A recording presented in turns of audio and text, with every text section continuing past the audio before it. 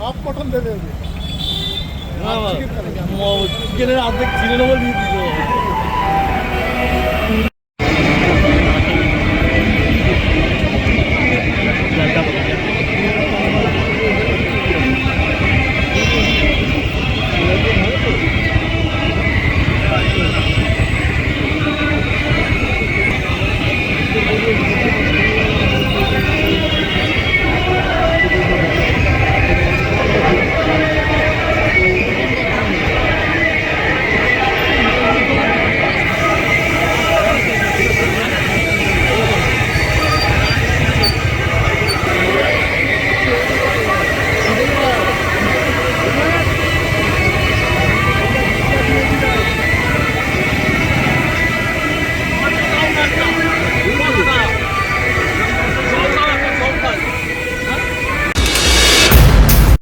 বিক্ষোভ দেখাচ্ছে কেন এটা কারণটা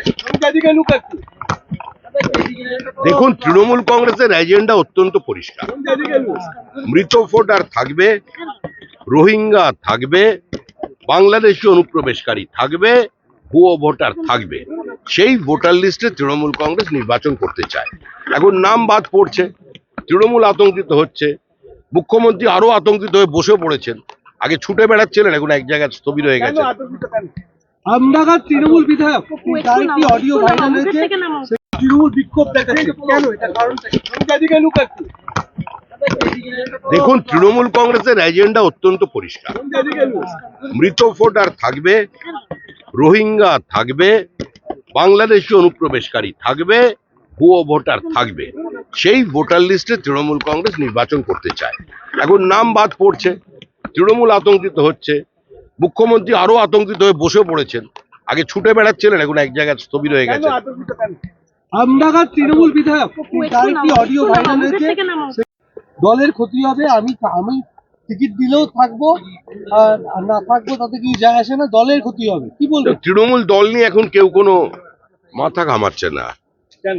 মানুষ তৃণমূলকে চিনে গিয়েছে, কিন্তু বিধায়ক নিজের শরীর মন দিয়ে চিনছে। বিধায়ক বলছেন ওদের ব্যাপার, অন্যের পারিবারিক ব্যাপারে কোনোভাবে নাক গলানো আমাদের কোনো উৎসাহ নেই। কার ড্রয়িং রুমে কি আলোচনা হচ্ছে পর্দা সরিয়ে আমরা সেটা দেখতে যাব না। তৃণমূল কংগ্রেসকে মানুষ একটা গোল ফুটবলের মতো মনে করে, যার মধ্যে নেতা নেত্রী মন্ত্রী শান্ত্রী সবাই আছে। ওইটাকে এবার বাংলার মানুষ জালে ঢুকিয়ে দেবে। ওর অনেক খেলা হবে বলছিলেন তো, মেসিকেও নিয়ে এসছিলেন, মেসির বদলে টুসিকে দেখিয়েছেন। হ্যাঁ, তার কারণে দেখছেন গ্যালারিতে দাঁড়িয়ে জেনজিরা আওয়াজ তুললো চোর চোর চোর বলে।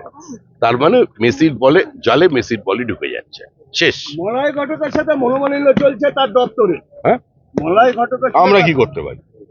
ওদের ব্যাপার, সংসারী ব্যাপার। বিক্ষোভ নিয়ে কি বলবেন? বিক্ষোভ যেভাবে চলছে, যেখানে জ্ঞানেশ কুমার যাচ্ছে সেখানেই বিক্ষোভ দেখাচ্ছে, কালো পতাকা দেখাচ্ছে। রাষ্ট্রপতির সম্পর্কে যে ভাষা ব্যবহার করছে, রাষ্ট্রপতিকে বাংলায় মিটিং করতে দিচ্ছেন তো জ্ঞানেশ কুমার তো এ ধরনের হবেই। এই জন্যই তো আমরা ডে 1 থেকে বলছি যে আপনি কলকাতায় আসুন, কোন পরিস্থিতিতে এসআইআর চলছে আপনি এসে সরজমিনে দেখে যান। উত্তর 24 পরগনায় যান, দক্ষিণ 24 পরগনায় যান, আমডাঙ্গায় যান, আপনি মুর্শিদাবাদে বেলডাঙ্গায় যান, আপনি বহরমপুরে যান, আপনি বীরভূমে যান। আমরা তো দীর্ঘদিন থেকে বলছি, আশা করি জ্ঞানেশ কুমার বাবু এবার বুঝতে পারবেন পরিস্থিতি। ইঙ্গিত দেওয়া কিছু নেই, এবারের ভোট কঠিন ভোট হবে, সেটা মুখ্যমন্ত্রীও জানেন, আর যারা একটু রাজনীতি বোঝে তারাও জানেন।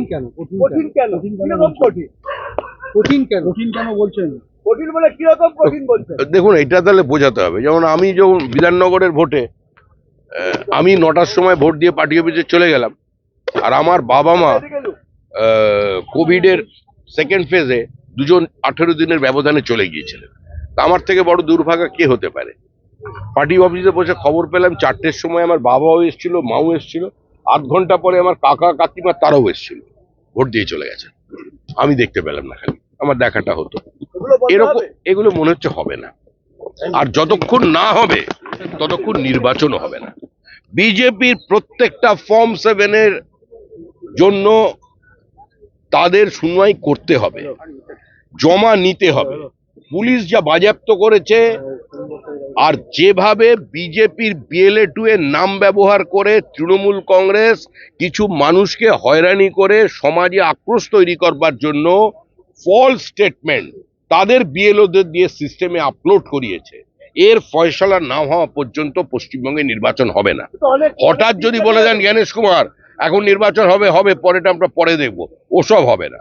পুরো SIR কে কমপ্লিট করতে হবে। No SIR, no vote. নির্বাচন কমিশনকে জানাবেন সেটা আপনারা